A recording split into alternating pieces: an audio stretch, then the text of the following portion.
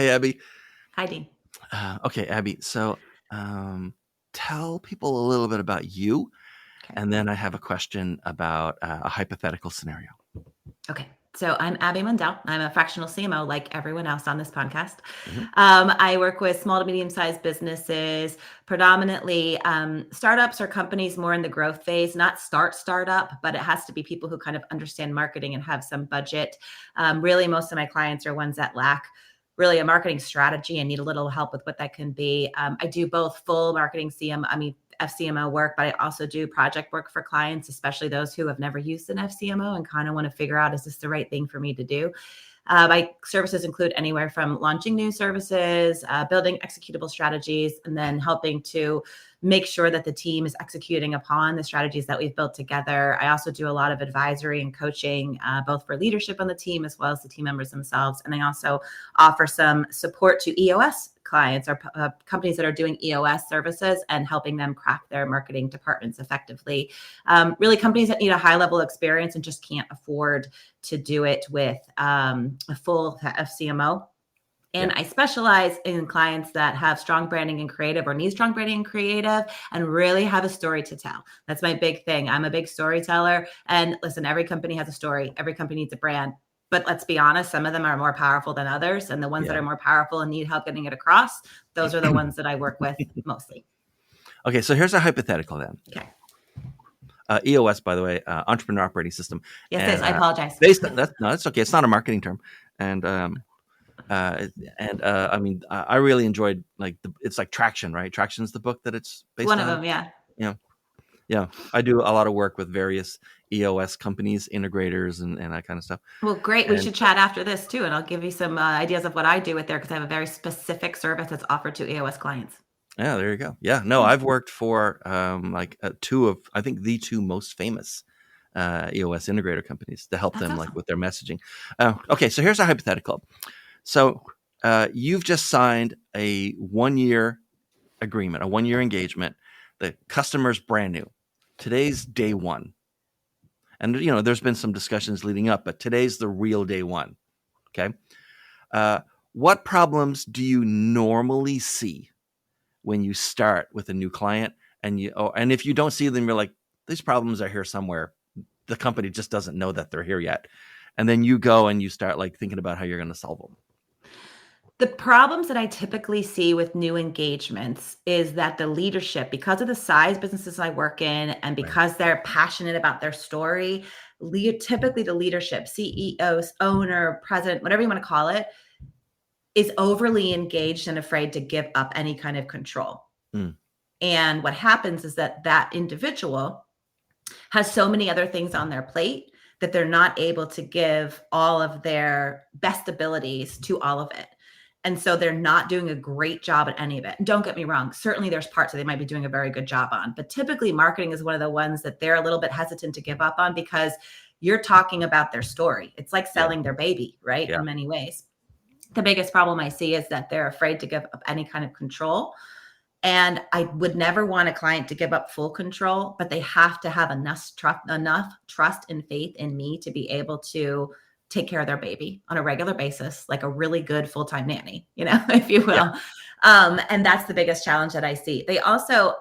Another big challenge that I have is that they don't truly understand what marketing means and that they really don't understand how it infiltrates the entire company. So in my first 90 days with any engagement, even if I'm doing a smaller project for someone, I spend a ton of time getting to know every single person on their team, especially their leadership, but even if they have marketing folks, if they have a manager of HR, all those things, and talking to them and learning about them, because not only do I want to ask some of them the same questions and see how they answer them differently, but I also want to see how much they understand the importance of marketing being a part of everything that they do. And the way they even just talk to each other, It all has to do with marketing. It's not just external. Okay, so let's stay inside the hypothetical then. Okay. New client. I'm the CEO of the client company for the next couple questions. Okay. And we're sitting down, we're getting a cup of coffee in the crappy little break room that they have, right? But they have an espresso, so it's fancy. There you go. All right. And we're at this little rickety table, and I say to you, hey, so you've worked with lots of CEOs. You're the first CMO that I've ever worked with. And so I'm kind of rely on you to tell me, like, and be honest. What should I be doing to make you successful, and what should I stop doing because it would keep you from being successful? Yeah, that's a great question. I think the number one thing that they should be doing to help me be successful is ensure that everyone else on the team understands why I'm there and is Hmm. on board with it, and is willing to work with me and help me and give me the answers I need and connect with me when I need to connect with them. And that's the number one thing, because if you don't have buy-in from your top level leaders and your average marketing team members, then it's almost impossible to be a fractional CMO. We aren't there full time. We're not there all the time to be able to talk with people, engage with them. And quite frankly, part of building a team is getting to know people on a personal basis. How's your weekend? What did you, how's Hmm. your child? Da, da, da, da. As a fractional CMO who's not in the office on a regular basis, you don't have those opportunities. And so they need to have some trust and faith. The CEO can help build that and put me in a position where truly I am considered a member of that leadership team. That's critically important. And it sounds The like, other, yeah, yeah, go from the ahead. previous answer, it sounded like the what not to do is stop trying to be in charge of marketing. Yeah, but really it's more so, Yeah. yes, stop being in charge of marketing. However, also, again, it's that buy-in. Get Hmm. everyone who I'm working with to understand why I'm there. One thing that fractional CMOs come up against a lot is that some people think of us as being consultants. So we're there to do a project, this little thing, get it done, and Right. then move on. But a fractional CMO is literally just a CMO for your company who works part-time. You wouldn't have a regular CMO in your company be someone that no one really worked with or talked to and finished their project and moved on, because they Yeah. work there full-time. And I work with a company. I choose companies that I actually have some level of a passion and feelings for, that make me really want to help them. And I need that in turn. I will say I don't really have a big a problem with this, because I'm pretty good at engaging with people and listening and all that stuff. But it's really important to the CEO to understand. The other thing they can do to help me set up for success is understand marketing enough that they've allocated budget to execution. That's a Right. big challenge that when you come into small, medium-sized businesses, is that they want to hire a fractional CMO. And typically this conversation obviously happens when I've not before I've even engaged with them. But to make sure that they understand, you can hire me. That's great. I would love it. We'll have tremendous success together. But you have to have enough money to execute upon the plan. And Yeah. I'm not your execution person. I'm going to guide your team, find your team, et cetera. But you have to have enough money to invest in your own marketing outside of just my role. That's a tough one for smaller businesses. Yeah. Um, okay. So how about this then? Last question where I'm the CEO. CEO. Okay. So I'm looking at this like marketing team that's in place, 1 to X number of people. Right. And, there's been some supervision. There's even been maybe at some point, or is right now, like management of that group, but there's Mhm, been no leadership mhm. position for that group. Right. So I'm looking at that team today. I'm thinking about that team 12 months from now when you cycle out, or um, how's that team going to be different at the end of 12 months compared to where they are today? Well, a couple of different ways the team will be different compared to where they are today. One is, my favorite thing to do as a fractional CMO is work with the marketing team members, and not just the ones in-house, but also the outside Hmm. vendors, whether it's an agency, whoever's executing. I love working with those people and bringing them together. The way that they're going to be different is, my goal by the end of the engagement, whether it's 6 months, 12 months, whatever it is to have everyone who's working on the tactics and the execution of the plan know a lot more about why they're doing it than just the thing that they've been assigned to do. To me, it's Hmm. all about, what is the reason that you're doing this thing that you're doing, and how does it contribute to us accomplishing our goals? I've worked, in my history, I've worked with a lot of agencies. I'm part owner of an agency. I get it. And you find a lot of the people there are all about, what do I have to get done today to check the boxes? And in the world of marketing, you need people to execute, but they need to know why they're doing the things that they're doing and how it Right. contributes. And I love helping build up team members, because they know that what they're doing makes a difference. And I think that's critically important. So really, that's a big professional development, helping develop them, Yeah. helping the team members feel like they're really good at their job so that they can grow. And quite frankly, I don't want people to grow out of the company, but they bring more to the table, so much so if they feel fully professionally developed. And that's one of the Yeah. things that I want to do, and get them really strongly working together, making them feel like they're part of the company. The other thing that the CEO is going to see with me on board is, and I work with the team members so that they all understand and trust me and they feel safe. However, quite frankly, I'm also going to evaluate if they're the right people for the team. So I'm not going to come in and have people on the marketing team that I do not think are effective, are not on board with what we're doing, do not understand the vision, the mission, et cetera, of the organization. If they're not, I'm going to make those recommendations. I'm going to remove them from the team, and I'm going to find people to replace them with who are the right people for the team. I don't generally tell the team that because that's a little scary, but the CEO knows my job is to make sure that you have the right team in place. And I'm not going to spend 12 months trying to make your current team be the right team. We've got A and B players. And if they're not A players, we get the A players on board. Yeah. I mean, there are a lot of marketing people looking for work right now. So there's lots of and there's a lot of good ones. There's also a lot of really shitty ones. So we've got to be able to evaluate who's the right fit. And some are really good at their job at certain companies and some are not. And I think it's really a part of my job is to get that team where it needs to be. So in 12 months, I could walk away from this company and this team is executing with all the right members on board. Okay. So next question, super easy. Fill in the blank. Many clients just don't understand marketing. Okay. Great question. Many clients just don't understand the importance of long-term strategy and how that makes their lives so much easier. And I say that because every company has goals, but the biggest challenge I find in most companies is that they kind of hunt and peck their marketing initiatives and they don't strategically approach it.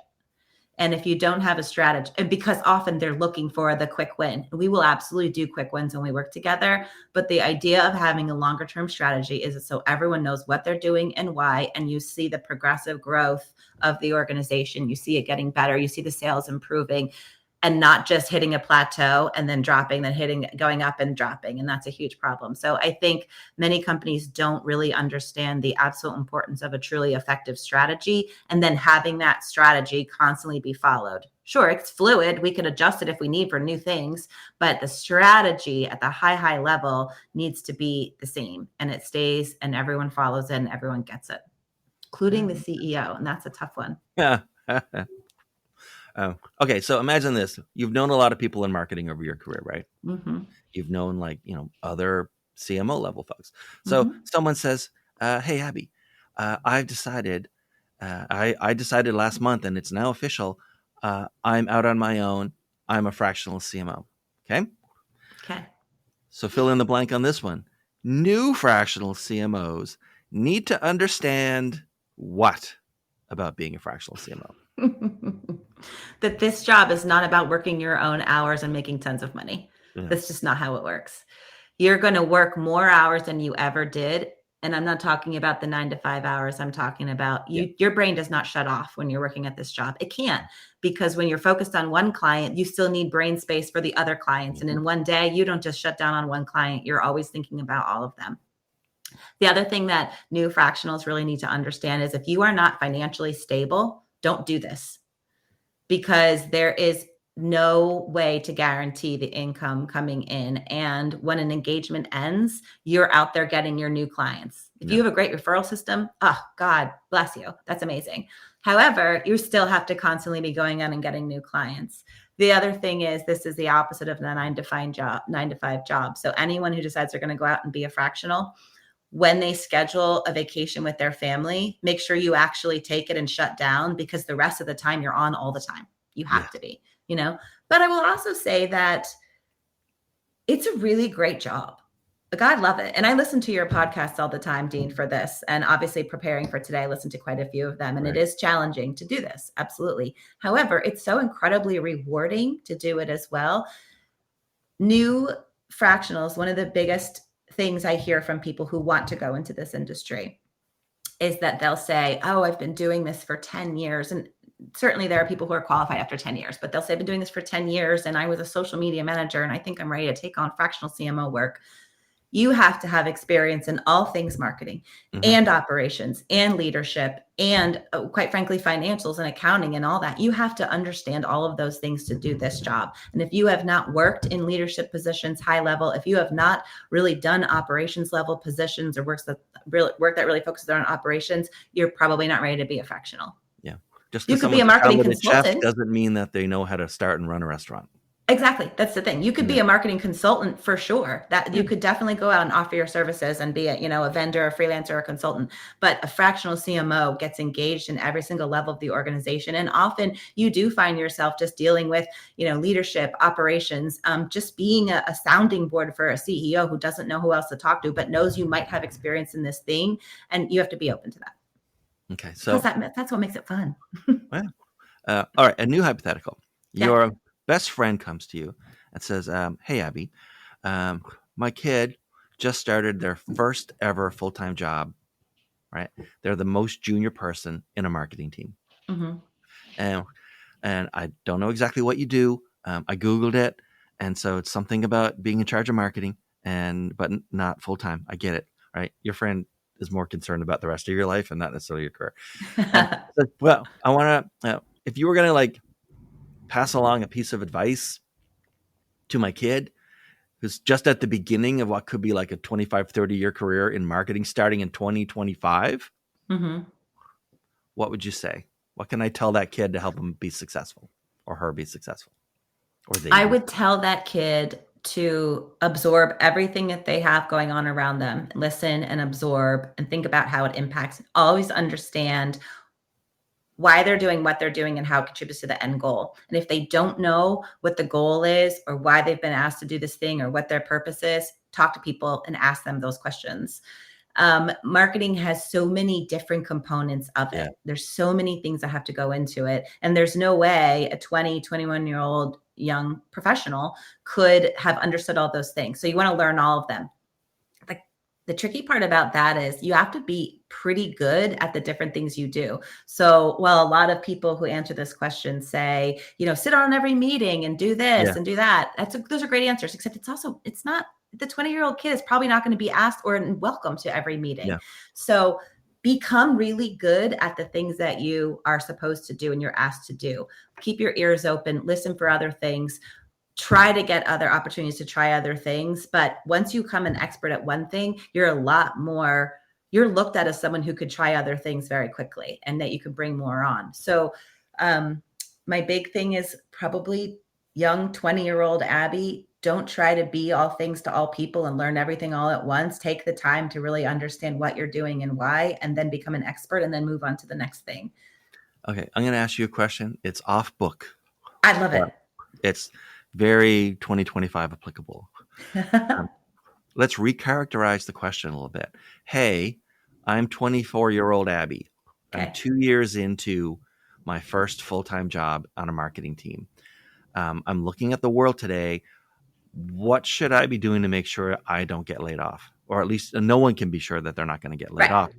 But how can I like minimize the chance of that happening for me? Take every single opportunity you possibly can to develop yourself and your skills, and Yeah. not just in marketing, but learn about the industry, learn about the industry you're working in, learn about the marketing industry, subscribe to the newsletters, read them, go online, look on social media channels, engage with things, just get as involved as you possibly can so that when you are back at the office and there's conversations happening, you can contribute thoughtfully and effectively so that people then say, wow, this is a person who may be young, but they're eager to learn and know more, and we can capitalize on their skills and have them grow with this company. I think a lot of young marketers end up being let go in 2025, and the concern is obviously financials, all the things. But Yeah. if you're someone who makes yourself invaluable because you're so open to learning and trying and doing new things, because you keep yourself constantly educated, do it. I have worked with a lot of young professionals, and at the end of the day, come 5 p.m., they want to shut down. Yeah.